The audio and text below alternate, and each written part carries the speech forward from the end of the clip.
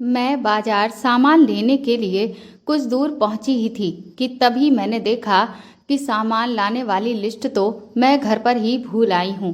अभी मैं कुछ ही दूर निकली थी, इसीलिए सोचा कि वापस जाकर लिस्ट ले आती हूँ।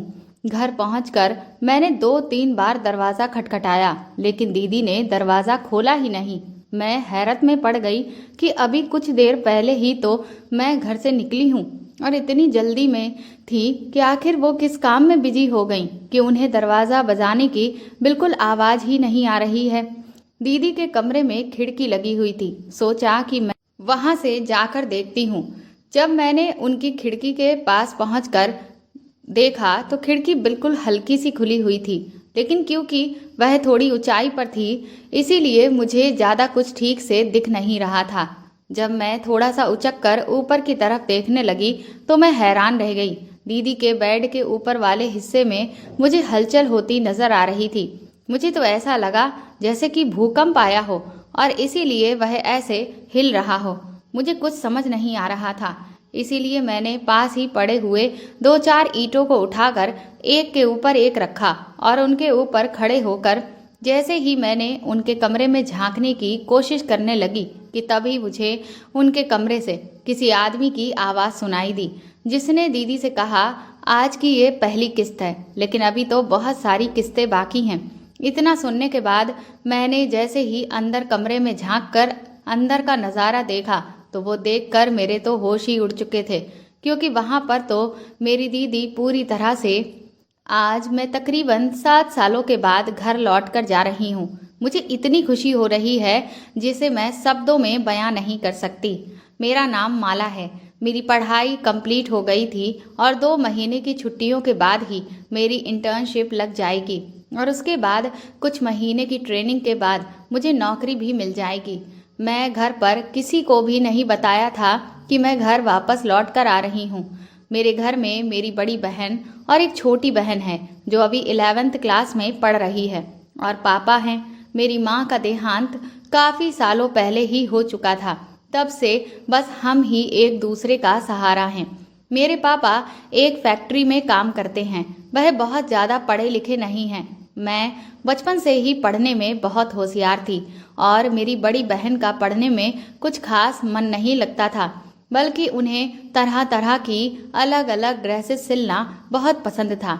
इसीलिए उन्होंने बहुत ही कम उम्र में सिलाई करना भी शुरू कर दिया था और घर के खर्चे में हाथ बटाने लगी थी।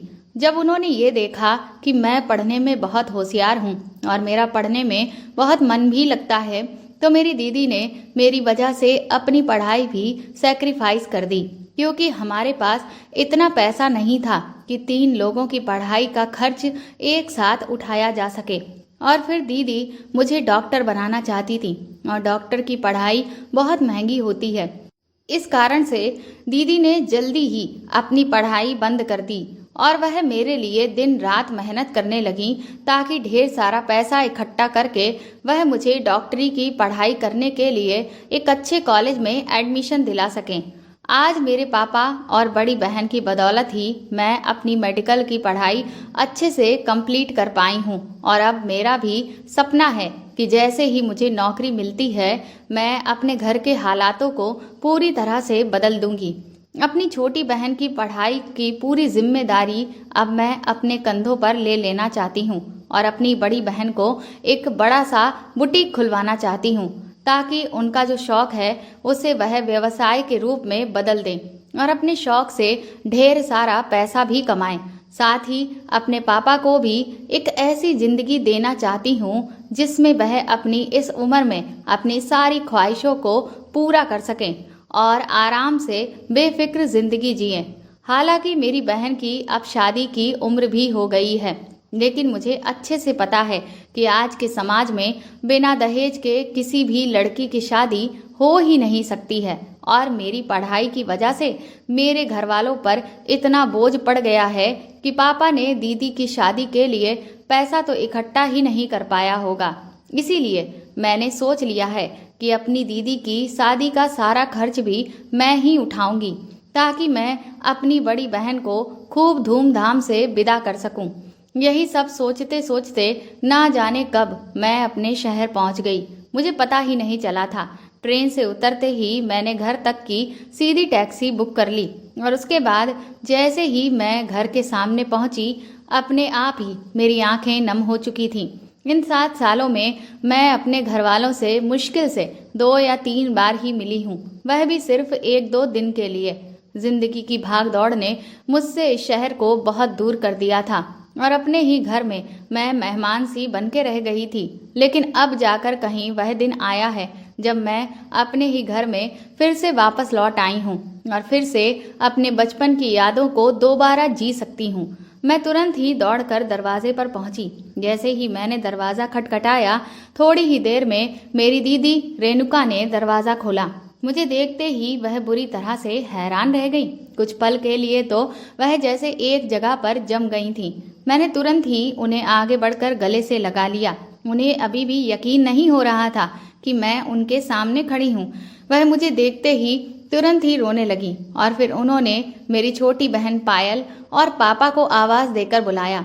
वह सब तो मुझे देखकर खुशी से झूम उठे। हम सभी एक दूसरे को गले से लगाए हुए थे। हम हंस भी रहे थे और हमारी आंखों से आंसू भी आ रहे थे। सब लोग एक साथ मुझसे पूछने लगे कि आखिर मैं अचानक से यहाँ कैसे आ गई। तो मैंने तुरंत ही उनसे कहा कि कैसा लगा मेरा सरप्राइज। पहले मैंने सोचा कि मैं आप लोगों को बता देती हूँ कि मैं आ रही हूँ, लेकिन अगर मैं बता देती तो आप लोगों के चेहरे पर ये खुशियाँ मैं कैसे देखती। रेणुका दीदी कहने लगी, अरे पागल, अगर तू पहले बता देती तो तेरी फेवरेट चीजें आज मैं तेरे लिए बनाकर रखती। मैंने कहा कोई बात नहीं, अब तो मैं यहीं रहने वाली हूँ, तो आप मुझे हर रोज मेरी कोई न कोई फेवरेट चीज बनाकर आराम से खिलाती रहना। ये कहते हुए मैं आराम से सोफे पर बैठ गई। तभी दीदी मुझसे कहने लगी कि यहीं पर रहने वाली हूँ का क्या मतलब। मुझे न जाने क्यों ऐसा लगा कि उनके चेहरे पर जैसे कुछ परेशानी सी झलक आई हो। मैंने उनसे कहा कि वो दरअसल मेरी 2 महीने की छुट्टियां हुई हैं और उसके बाद ही मुझे जहां पर जॉब ऑफर हुई है वहां मुझे इंटर्नशिप के लिए जाना है और बस कुछ महीनों की ट्रेनिंग के बाद मैं वहां परमानेंट हो जाऊंगी। दीदी ने मुझसे कहा, लेकिन तब तो तू यहाँ से चली जाएगी। मैंने दीदी से कहा कि अरे नहीं दीदी, दरअसल मेरी नौकरी इसी शहर में लगी है। यहीं का जो सरकारी अस्पताल है वहीं पर मुझे शॉर्ट लिस्ट कर दिया गया है। मेरी ये बात सुनकर सभी लोग खुशी से उछल पड़े। पायल मुझसे कहने लगी, फिर तो दीदी आपको बहुत अच्छी तनख्वाह भी मिलने लगेगी। मैंने कहा हाँ, तनख्वाह तो मुझे वाकई बहुत अच्छी मिलने लगेगी, लेकिन अभी नहीं, जब ट्रेनिंग कंप्लीट हो जाएगी उसके बाद। जब तक ट्रेनिंग कंप्लीट नहीं होती तब तक मुझे आधी ही सैलरी मिलेगी।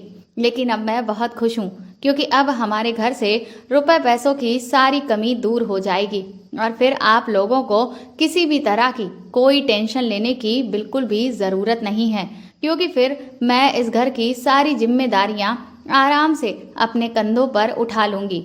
इसके बाद मैं फ्रेश होने के लिए चली गई। हम सब बहुत खुश थे। हमने साथ में बैठकर खाना खाया, लेकिन पता नहीं क्यों मुझे बार बार ऐसा लग रहा था कि जैसे रेणुका दीदी कुछ टेंशन में हैं। मैंने उनसे पूछा भी कि दीदी क्या कोई बात है जिसे लेकर आप परेशान हैं? तो वह कहने लगी, अरे नहीं, कोई बात नहीं है। तुझे तो पता है ना कि मुझे तो बिना बात छोटी छोटी बातों की टेंशन लेने की आदत है। मैंने हंसते हुए कहा कि हाँ, सो तो है। आप तो ऐसी ऐसी चीजों की टेंशन ले लेती हैं जिनके बारे में मैं कभी सोच भी नहीं सकती। इसके बाद हम अपने अपने कमरे में सोने के लिए चले गए। अगले दिन सुबह सुबह ही मैं तैयार हो गई। पापा अपनी ड्यूटी पर जा चुके थे और पायल भी स्कूल के लिए निकल चुकी थी। रेणुका दीदी मुझसे कहने लगी, माला क्या तुम कहीं जा रही हो? मैंने उनसे कहा, हाँ दीदी, जॉब की ज्वाइनिंग से पहले मुझे अपने कुछ ज़रूरी डॉक्यूमेंट्स को रेडी करवाना है और आप तो जानती ही हैं कि सरकारी दफ्तरों का क्या हाल है। जब तक वहां पर 10 चक्कर नहीं लगाऊंगी तब तक वह लोग टाइम पर कागजों को तैयार ही नहीं करेंगे। तो इसीलिए मैंने सोचा कि अभी से ही अपने डॉक्यूमेंट्स के लिए चक्कर लगाना शुरू कर देती हूँ, वरना अगर और टाइम बढ़ता गया तो फिर मैं कहीं बैठी ही ना रह जाऊं और उन लोगों ने अगर डॉक्यूमेंट समय पर रेडी नहीं किए तो कहीं ऐसा ना हो कि अच्छी खासी नौकरी मेरे हाथ से चली जाए। इसीलिए मैंने सोचा कि मैं आज ही से जाकर अभी डॉक्यूमेंट्स के लिए अप्लाई कर देती हूँ और फिर उनके लिए जो भी ज़रूरी चीज़ें होंगी उनका भी इंतज़ाम अभी से करने लगूंगी। दीदी कहने लगी, फिर तो तुम्हें वहाँ पर बहुत समय लग जाएगा। मैंने कहा, वो तो है, क्योंकि आपको तो पता है कि इन सब जगह पर बहुत भीड़ होती है और फिर जो बाबू बैठे होते हैं वह भी तो जल्दी सुनते नहीं। दीदी ने मुझसे कहा, तो फिर तुम ऐसा करो कि मैं तुम्हारे लिए लंच पैक कर देती हूँ, कहीं तुम्हें आते आते शाम हो गई तो तुम तो भूखी ही रह जाओगी। मैंने दीदी से कहा, अरे आप फिक्र मत करिए, मैं बाहर से कुछ खा लूंगी। इतना कहकर मैं घर से निकल गई और फिर जिस ऑफिस में मुझे अपने कागजों को तैयार करवाना था वहां पर जाकर मैंने सभी कागजों के लिए अप्लाई कर दिया। खुशी की बात यह थी कि उस दिन मेरे सारे काम बहुत जल्दी ही निपट गए, इसीलिए मैं जल्दी ही घर पहुंच गई थी। जब मैं घर पहुंची तो दरवाजा कई बार खटखटाने के बावजूद भी रेणुका दीदी ने दरवाजा खोला ही नहीं। मुझे समझ नहीं आ रहा था कि आखिर दीदी दरवाजा खोल क्यों नहीं रही हैं। फिर मैंने अपना मोबाइल निकाला, सोचा दीदी को कॉल लगाती हूँ, कहीं ऐसा तो नहीं कि वह गहरी नींद में सो गई हों। लेकिन जैसे ही मैंने अपना मोबाइल बाहर निकाला तभी मैंने देखा कि मेरा फ़ोन तो स्विच ऑफ हो चुका था। मैं उसे रात में चार्ज करना ही भूल गई थी। अब तो मुझे कुछ भी समझ में नहीं आ रहा था, इसीलिए मेरे घर के पास बने हुए पार्क में मैं कुछ देर के लिए समय बिताने चली गई। मैंने सोचा कि हो सकता है अगर रेणुका दीदी सो रही होंगी तो थोड़ी देर के बाद वह जाग जाएं। इसलिए थोड़ी देर के बाद मैं खुद ही आकर फिर से दरवाज़ा खटखटाऊंगी। तकरीबन 1 घंटे तक उस पार्क में अपना समय बिताने के बाद मैं जैसे ही अपने घर के सामने मोड़ पर पहुंची कि तभी वहां से मैंने किसी को बाहर निकलकर मोटरसाइकिल पर बैठते हुए देखा। लेकिन वह कौन था, उसका चेहरा कैसा दिखता था, ये सब मैं नहीं देख पाई। मैं तुरंत ही दौड़कर घर पहुंची और मैंने जैसे ही दरवाज़ा खटखटाया तभी दीदी ने दरवाज़ा खोला। लेकिन मुझे सामने खड़ा हुआ देखकर दीदी के तो चेहरे की जैसे हवाइयाँ ही उड़ गईं। वह मुझसे कहने लगी, माला तुम तो बहुत जल्दी आ गई, तुमने तो कहा था कि तुम्हें शाम हो जाएगी।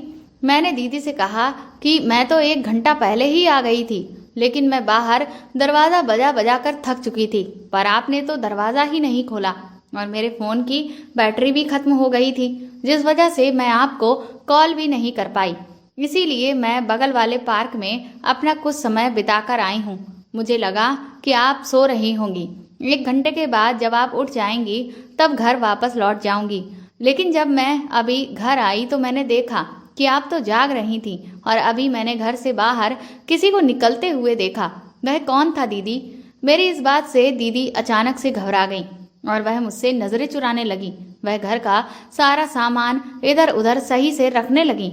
मैंने उनसे कहा, दीदी मैं आपसे कुछ पूछ रही हूँ, आप मुझे जवाब क्यों नहीं दे रही? इस पर दीदी कहने लगी कि वो दरअसल हमारे एक दूर के रिश्तेदार थे जो यहाँ पर अपने किसी काम से आए हुए थे, इसीलिए उन्होंने सोचा कि वह कुछ देर के लिए पापा से भी मिल लेते हैं। मैंने दीदी से कहा कि लेकिन पापा तो अभी घर पर हैं नहीं, वह तो शाम को आएंगे, तो फिर वह इतनी जल्दी क्यों चले गए? उन्हें शाम तक रुकना चाहिए था और पापा से मिलकर ही जाते। इस पर दीदी कहने लगी कि उन्हें तो ये बात नहीं पता थी ना कि पापा शाम को आएंगे, इसीलिए कुछ देर बैठकर फिर वह यहाँ से चले गए, क्योंकि उनके पास भी बहुत ज़्यादा समय नहीं था, उन्हें भी अपने घर वापस जाना था। मैंने जैसे ही अगला सवाल दीदी से पूछने के लिए अपना मुंह खोला तो दीदी मुझसे कहने लगी, माला तू कितने सवाल पूछती है, ऐसा लगता है कि जैसे तू डॉक्टर नहीं बनी है बल्कि पुलिस वाली बन गई है। जब से घर में घुसी है तब से बस एक के बाद एक मुझसे सवाल ही करते चली जा रही है। कम से कम चैन की सांस तो ले ले, और इतनी पूछताछ तुम मुझसे क्यों कर रही हो? अब तुम मुझे बताओ कि तुम्हारा वह डॉक्यूमेंट वाला काम हुआ है या नहीं हुआ? मैंने कहा, हाँ दीदी, मैंने सभी डॉक्यूमेंट्स के लिए अप्लाई कर दिया है और उन्होंने मुझे 2 हफ्ते के बाद वेरिफिकेशन के लिए फिर से बुलाया है। फिर दीदी मुझसे कहने लगी, चल ठीक है, मैं तेरे लिए खाना लेकर आती हूँ। दीदी खाना लेने के लिए चली गई, लेकिन मुझे ना जाने क्यों बहुत अजीब सा लग रहा था। ऐसा लग रहा था कि जैसे दीदी किसी बात से घबराई हुई हैं, लेकिन आखिर वह कौन सी बात है मुझे कुछ भी समझ नहीं आ रहा था। और वह रिश्तेदार कौन था? फिर मैंने सोचा कि शायद मैं कुछ ज़्यादा ही सोच रही हूँ।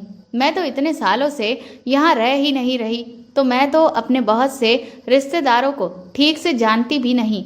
सब कुछ ऐसा लग रहा था कि जैसे अब ठीक हो रहा है, लेकिन पता नहीं क्यों, पर कुछ ऐसा था जो बार बार मन में खटक रहा था, लेकिन कुछ भी समझ में नहीं आ रहा था। कुछ दिन बाद दोपहर के समय मैं जैसे ही सोने वाली थी, तभी दीदी मेरे पास अचानक से आई और कहने लगी, माला, ये सामान की लिस्ट है और तुम अभी जाकर बाजार से ये सारा सामान ले आओ। मैंने दीदी से वह लिस्ट पकड़ ली और वह लिस्ट बहुत लंबी थी। मैंने उनसे कहा, इतना सारा सामान मंगाना है आपको? दीदी कहने लगी, हाँ, ये सारा सामान खत्म हो गया है, इसीलिए मैं एक साथ ही मंगा ले रही हूँ। मैंने दीदी से कहा, बाहर तो देखो ना कितनी तेज धूप है और फिर मुझे बहुत तेज नींद भी आ रही है, इसीलिए मैं अभी नहीं जाऊंगी, लेकिन शाम को मैं सारा सामान आपको लाकर दे दूंगी। दीदी मुझसे कहने लगी, नहीं, तुम्हें मुझे ये सामान अभी लाकर देना होगा, शाम को नहीं। मैंने उनसे कहा, लेकिन अभी तो वैसे भी आप कुछ भी नहीं बनाने वाली हैं, तो फिर आप मुझे अभी जाने की जिद क्यों कर रही हैं? दीदी कहने लगी कि चुपचाप मेरी बात सुनो और अभी उठकर सारा सामान लेकर आओ। शाम को जब मैं खाना बनाने के लिए बैठूंगी तो क्या तब तुम्हारा मैं इंतजार करूंगी कि कब तुम बाजार से सामान लेकर आओ और तब मैं खाना तैयार करूं? मैंने उनसे कहा कि अरे आप उसकी फिक्र मत करिए, आपके खाना बनाने के टाइम से 2 घंटे पहले ही मैं बाजार के लिए निकल जाऊंगी। लेकिन दीदी ने मेरी एक भी बात नहीं मानी और वह मुझसे जबरदस्ती खींचकर उठाने लगी। कहने लगी कि माला, तुम बहुत जिद्दी हो गई हो। मैंने कहा, जिद्दी मैं नहीं, जिद्दी तो आप हो गई हैं। आपको तो मुझ पर जरा सा भी तरस ही नहीं आ रहा है। लेकिन दीदी ने मेरी एक भी बात नहीं सुनी और उन्होंने मुझे डांट डपट कर तुरंत ही तैयार करवा दिया। फिर मैंने दीदी से कहा कि एक काम करिए ना, आप भी मेरे साथ बाजार चलिए, वैसे भी सामान बहुत ज़्यादा है, मुझ अकेली के लिए ये सारा सामान उठाकर घर लाना बहुत मुश्किल हो जाएगा और फिर हम दोनों बहनें साथ में कुछ शॉपिंग भी कर लेंगे और आइसक्रीम भी खा लेंगे। बहुत दिन से हम दोनों ने आइसक्रीम भी नहीं खाई है और पापा और पायल के लिए भी आइसक्रीम खरीद कर ले आएंगे। लेकिन दीदी कहने लगी कि अगर मेरी तबीयत ठीक होती तो मैं तुमसे सामान लाने के लिए थोड़ी ना कहती, और रही सामान के भारी होने की बात तो तुम टैक्सी बुक कर लेना और उसे घर तक ही सीधा लेकर आ जाना। मैंने उनसे कहा कि आपकी तबीयत को क्या हुआ है? तो कहने लगी, बस कुछ नहीं, थोड़ा सा सर में दर्द हो रहा है। मैंने कहा, तो फिर ठीक है, मैं आपके लिए सर दर्द की गोली भी ले आऊंगी। वो तो तुम तब लेकर आओगी ना जब तुम यहाँ से जाओगी, सारा टाइम तो बस तुम यहाँ बातों में ही निकाल दे रही हो। इसके बाद मैं तुरंत ही तैयार हुई और मार्केट के लिए निकल गई। अभी मैं कुछ दूर पहुंची ही थी कि तभी मुझे अचानक ही याद आया कि मैं बाजार से सामान लाने वाली लिस्ट तो घर पर ही भूल आई हूँ। मैंने सोचा कि अभी तो मैं घर से ज़्यादा दूर नहीं हूँ, इसीलिए वापस जाकर वह लिस्ट ले आती हूँ। इसके बाद मैं तुरंत ही घर की तरफ मुड़ गई। घर पहुँचने पर मैंने दरवाज़ा खटखटाया। कुछ देर तक दरवाज़ा खुला ही नहीं। ये देखकर मैं हैरान हो गई कि अभी तो मैं यहाँ से निकल कर गई हूँ और इतनी जल्दी दीदी आखिर कहाँ चली गई। मैंने सोचा कि कहीं ऐसा तो नहीं कि उनके सर में दर्द बढ़ गया हो, इसीलिए वह अपने कमरे में जाकर लेट गई हो। मेरी दीदी के कमरे में एक खिड़की लगी हुई थी, इसीलिए मैंने सोचा कि मैं वहां से जाकर उन्हें आवाज़ दे देती हूँ तो वह उठ जाएंगी। इसलिए मैं उनके कमरे की खिड़की के पास पहुंच गई, लेकिन उनकी खिड़की थोड़ा सा ऊंचाई पर थी, जहां पर मुझे उचक उचक कर देखना पड़ रहा था। वह खिड़की बहुत ही हल्की सी खुली हुई थी। मैं जब उचक कर वहां से झांकने की कोशिश करने लगी थी, तभी मैंने एक बहुत ही अजीब सी चीज़ देखी। मैंने दीदी के बेड के ऊपरी हिस्से में हलचल देखी। मैं ये देखकर सोच में पड़ गई कि ये तो ऐसे लग रहा है जैसे कि भूकंप आया हो, लेकिन भूकंप आया होता तो मुझे भी महसूस हो रहा होता, लेकिन फिर ये सब क्या है? मैंने सोचा हो सकता है दीदी कुछ ऐसा काम कर रही हो जिससे बेड का किनारा हिल रहा है, लेकिन मुझे ठीक से अंदर का कुछ भी दिख नहीं रहा था। इसीलिए मैं यहाँ वहाँ देखने लगी कि मुझे कोई चीज़ ऐसी मिल जाए जिससे मैं खिड़की तक पहुंच सकूं। तभी मेरी नज़र पास ही पड़ी हुई ईंटों पर पड़ी। मैंने उन सभी 4-5 ईंटों को एक के ऊपर एक करके रख दिया और उसके बाद मैं उन पर चढ़कर खिड़की से अंदर झांकने की कोशिश करने लगी। अभी मैं थोड़ा सा उचक कर देख ही रही थी कि तभी मुझे अजीब सी आवाज़ सुनाई देने लगी। लेकिन क्योंकि खिड़की बहुत हल्की सी खुली थी और मेरा हाथ उस तक पहुंच तो रहा था, लेकिन वह मुझसे खुल नहीं पा रही थी, इसीलिए मुझे अंदर का अभी भी कुछ नहीं दिख रहा था। थोड़ी ही देर के बाद अचानक मुझे दीदी के कमरे से एक आदमी की आवाज़ सुनाई दी। वह कहने लगा कि अभी भी बहुत सारी किस्तें बाकी हैं, इसीलिए मैं फिर आऊँगा अपनी किस्त को वसूल करने के लिए। लेकिन इस तरह से सारी किस्तें तो मैं अकेले वसूल नहीं कर पाऊँगा, इसलिए अगली बार से मैं और किसी को भी ले आऊँगा। उसके बाद उस आदमी ने कुछ बहुत ही बेढंगी सी बातें दीदी से कहीं, जिन्हें सुनकर मुझे बहुत अजीब सा लगने लगा। अभी भी मैं खिड़की खोल नहीं पा रही थी। थोड़ी देर के बाद मुझे ऐसा लगा कि जैसे शायद अब कमरे में कोई नहीं है, इसलिए मैं तुरंत ही मेन गेट की तरफ भागी और जब मैं उधर गई तो मैंने घर से बाहर एक आदमी को निकलते हुए देखा, लेकिन मैं उसका चेहरा नहीं देख पाई थी। मुझे समझ नहीं आया कि आखिर ये आदमी कौन है। कुछ देर तो मैं वहां खड़े हुए इस सब के बारे में सोचती रही कि आखिर दीदी ये सब कर क्या रही हैं। फिर तकरीबन 5 मिनट के बाद मैंने फिर से दरवाज़ा खटखटाया तो दीदी ने तुरंत ही दरवाज़ा खोला और वह मुझे देखकर दंग रह गई। वह मुझसे कहने लगी कि तुम इतनी जल्दी बाजार से वापस कैसे आ गई। मैंने उनसे कहा कि वो मैं सामान वाली लिस्ट तो घर पर ही भूल गई थी। दीदी कहने लगी, तुम भी ना एक नंबर की भुलक्कड़ हो, हर चीज़ भूल जाती हो। दीदी ने तुरंत ही मुझे सामान वाली लिस्ट पकड़ाई। मैं जैसे ही वापस जाने लगी, मैंने फिर पलटकर दीदी से पूछा कि क्या कोई घर पर आया था। मेरे इस सवाल पर दीदी थोड़ा सकपका गई और कहने लगी कि घर पर कौन आएगा, कोई भी तो नहीं आया था, लेकिन तुम ऐसे क्यों पूछ रही हो। तो मैंने दीदी से कहा कि कुछ नहीं, वो बस मुझे ऐसे ही लगा था, इसीलिए। दीदी ने कहा, तुम आजकल कुछ ज़्यादा ही सोचने लगी हो, जाओ जल्दी से सामान लेकर आओ। इसके बाद मैं भले ही बाजार में सामान खरीद रही थी, लेकिन मेरे दिमाग में वही सारी बातें चल रही थी जो मैंने आज सुनी थी। मुझे समझ नहीं आ रहा था कि आखिर ये सब क्या था। फिर मुझे यही लगा कि शायद दीदी किसी को पसंद करती हैं और वह आदमी उनका प्रेमी है, लेकिन अभी वह अपने इस रिश्ते को हम सबसे छुपाना चाहती हैं और इसीलिए उन्हें इसके बारे में हम में से किसी को भी नहीं बताया है। मैं यही सोचने लगी कि मेरी बहन ने मेरे लिए बहुत सारी कुर्बानियाँ दी हैं, इसीलिए अब कम से कम मैं इतना तो अपनी बहन के लिए कर ही सकती हूँ कि वह जिसे भी प्यार करती है मैं उसकी शादी उससे ही करवाऊँ। मैंने सोच लिया था कि मैं एक दिन सही मौका देखकर अपनी बहन से इस बारे में बात करूँगी। इसके साथ ही मुझे इस बात की भी खुशी हो रही थी कि मेरी बहन को अपनी पसंद का जीवन साथी मिल गया है। कम से कम उसके जीवन में कोई तो खुशी आएगी। इधर 2-3 दिन के बाद पापा जब घर लौट कर आए तो बहुत खुश लग रहे थे। वह हम लोगों से कहने लगे कि तुम्हारी रेणुका दीदी के लिए एक बहुत अच्छा रिश्ता मिल गया है। सबसे बड़ी बात यह है कि उन लोगों को दहेज में कुछ भी नहीं चाहिए, बस उन्हें सिर्फ लड़की से मतलब है।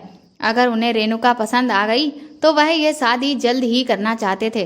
पापा के मुंह से ये बात सुनकर पायल बहुत खुश हो गई, लेकिन क्योंकि मैं जानती थी कि रेणुका दीदी किसी और को चाहती हैं, इसीलिए ये बात सुनकर मेरा चेहरा उतर गया था। और उधर रेणुका दीदी बुरी तरह से गुस्से से फट पड़ी। वह पापा से कहने लगी कि मैं अभी शादी नहीं करना चाहती हूँ। इस पर पापा कहने लगे कि अभी नहीं करना चाहती हूँ तो फिर कब करोगी। वैसे ही घर की जिम्मेदारियों के चक्कर में तुम्हारी उम्र बहुत ज़्यादा हो गई है और अब बड़ी मुश्किल से इतना अच्छा रिश्ता हाथ आया है और तुम हो कि अभी भी शादी के लिए इनकार कर रही हो। आखिर क्यों? अब तो सब कुछ ठीक हो गया है। अब तो माला को भी नौकरी मिलने वाली है और पायल की पढ़ाई लिखाई की जिम्मेदारी भी माला आराम से उठा सकती है।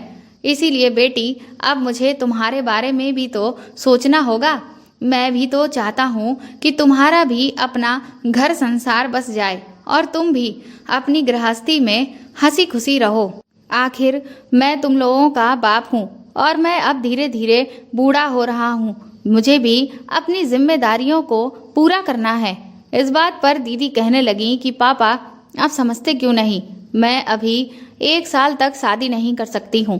पापा ने कहा कि क्यों, आखिर 1 साल में ऐसा क्या है। इस पर दीदी अचानक ही रोने लगी। पापा और पायल को तो कुछ भी समझ में नहीं आ रहा था, लेकिन क्योंकि मैं सच्चाई जानती थी इसलिए मैंने पापा से कहा कि अगर दीदी ये शादी नहीं करना चाहती हैं तो आप उन पर दबाव मत बनाइए। पापा कहने लगे कि लेकिन मैं भी तो ये वजह जानूं कि आखिर ये इतने अच्छे रिश्ते के लिए इनकार क्यों कर रही है। रेणुका दीदी कहने लगी कि वजह कोई भी नहीं है, बस मेरा शादी का मन नहीं है। दीदी का इतना कहना था कि पापा भी रोने लगे। कहने लगे कि तुम लोग क्यों मेरी मुसीबतें बढ़ा रहे हो। वैसे ही मैं समाज के ताने सुन सुन कर थक चुका हूँ कि मैं तो अपनी बेटी की कमाई खाता हूँ और अपने बाकी के बच्चों का बोझ भी मैंने अपनी बड़ी बेटी के ऊपर ही डाल रखा है और इसीलिए मैं उसकी शादी नहीं कर रहा हूँ।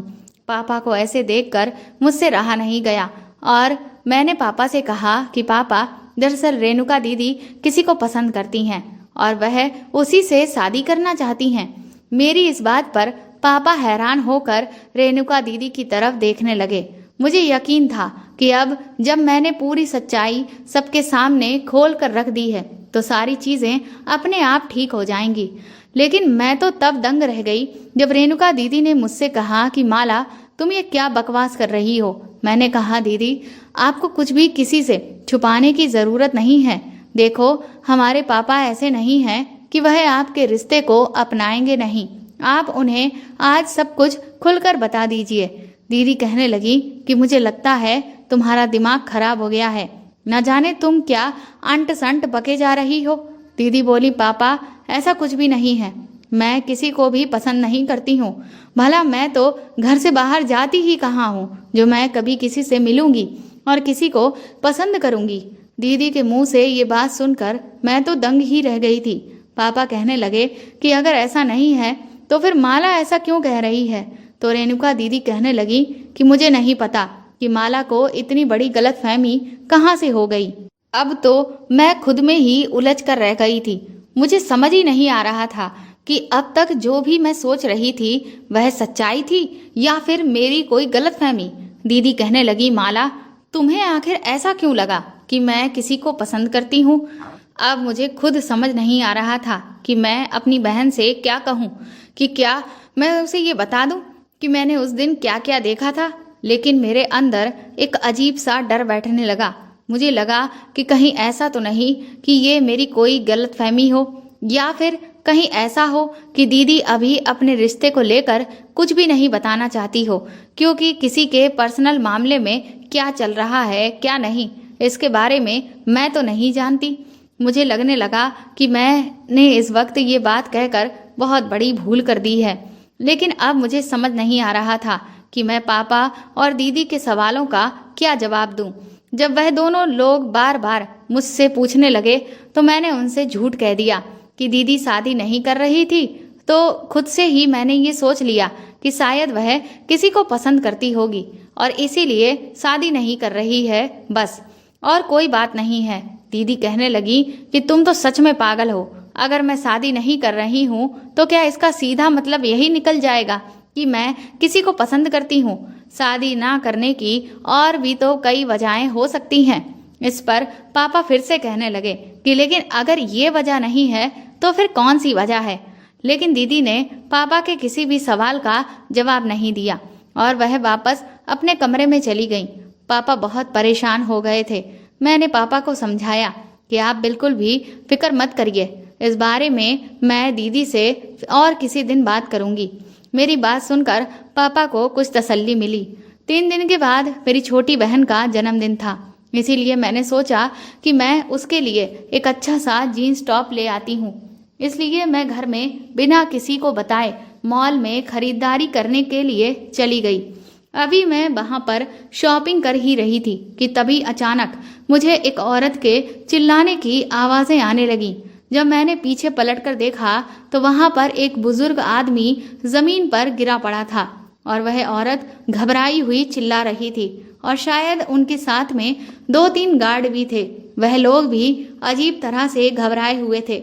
मैं जैसे ही उनके करीब पहुंची, मुझे सारा मामला समझते हुए बिल्कुल भी देर ना लगी कि उस बुजुर्ग आदमी को हार्ट अटैक आया हुआ था। वह औरत अपने गार्डों से कह रही थी कि जल्दी से गाड़ी निकालो। मैं तुरंत ही उस औरत को रोकने लगी। मैंने उससे कहा कि आप पीछे हट जाइए। उस औरत को पहले तो कुछ भी समझ में नहीं आया। वह मुझे रोकने लगी और कहने लगी कि मुझे जल्दी हॉस्पिटल पहुंचना होगा। मैंने उससे तुरंत ही समझाया कि हॉस्पिटल यहाँ से काफ़ी दूर है, तब तक कहीं ऐसा ना हो कि बहुत देर हो जाए, इसीलिए फिलहाल इमरजेंसी में मुझे जो